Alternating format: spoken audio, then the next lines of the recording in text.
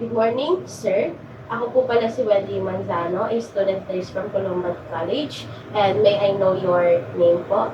My name is Evan. Date of birth po? November 11. Current age po? 19 years So today po is i-assess ko po ang inyong heart para malaman natin kung may mga abnormal findings po at para maagapan po, no?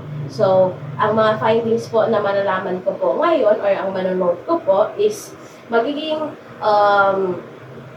confidential lang po ito between me and the attended physician po. Okay po ba?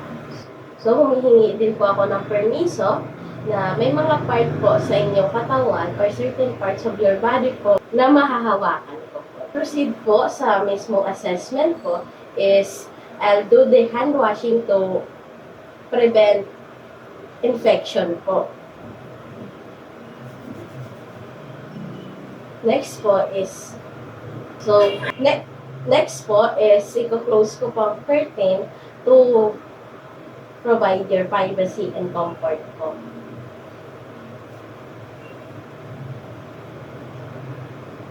So, bago po tayo magsimula po sa mismong assessment, I need to ask or may itatanong po ako sa inyong question about your health history. Is that okay, sir?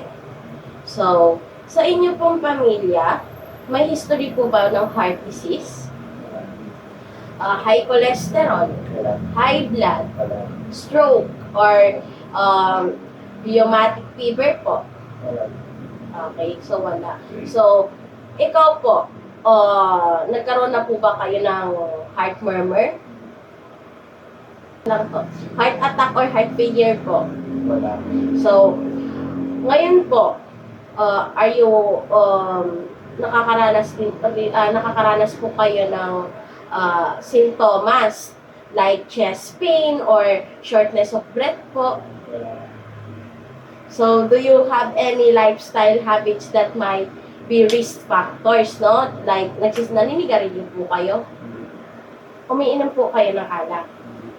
Magpo-proceed na po tayo sa mismong assessment sa inyong heart and central vessel.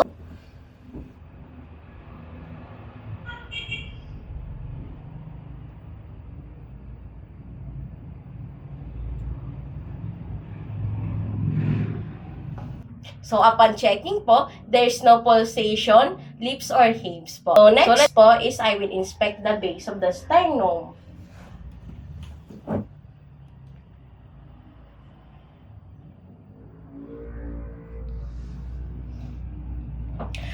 Upon checking, nakikita ko rin po na normal aortic pulsation din po ang inyong sternum. So, next is I will auscultate. So, I will use the diaphragm and valve at all four sides, no?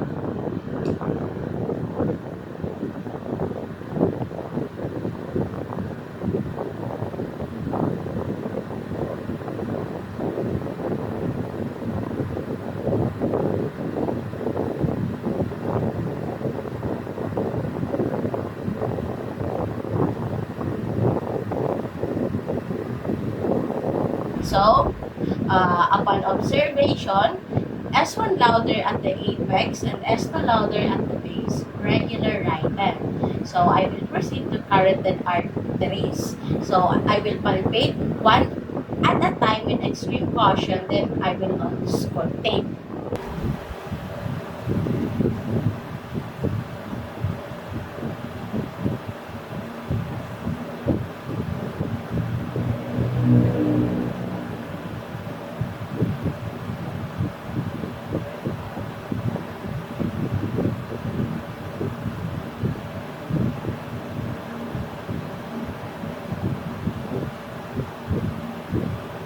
So, upon checking the pulse is symmetric volumes, there's no sound heard on auscultation. So, next is the jugular veins. So, I will place the client in a semi-polar position and measure vertical height from the ankle. So, sir.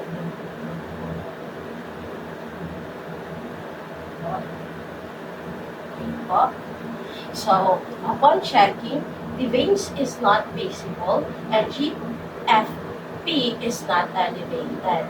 I will assess in the peripheral vascular system. So now I'll ask you a question specific to your peripheral circulation. So, sir, do you have a heart disorder? Okay po. Or arterial diseases po? So, ano po yung exercise and activity patterns niyo po na ginagawa? Maglalakad dito sir. Naglalakad po kayo sa umaga. How about, umiinom po ba kayo or nagsisigarilyo? Okay. So, I will palpate pulses systematically.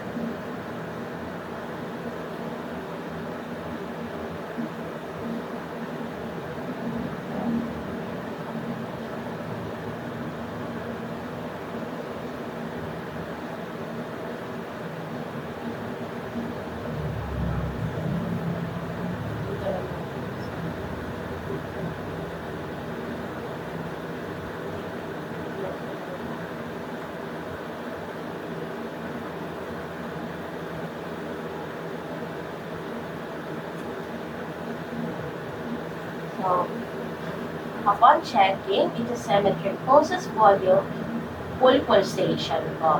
So, let's move sa peripheral veins. I will inspect superficial veins. White beams are independent and then elevated po.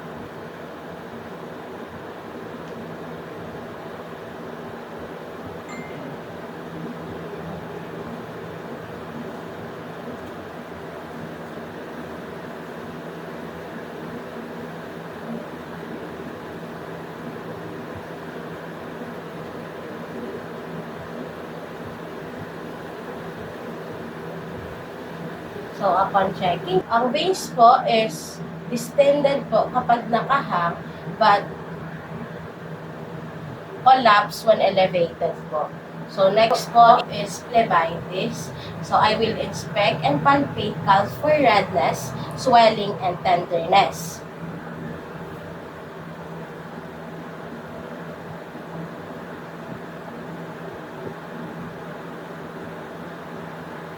Next po.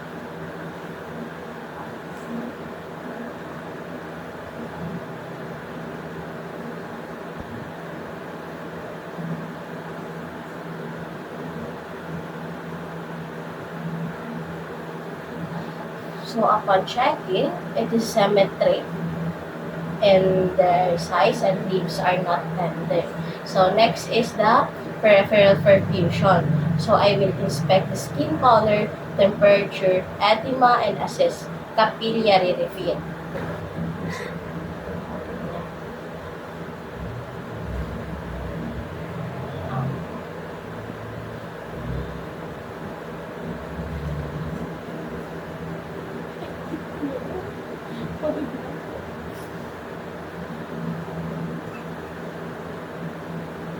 Okay.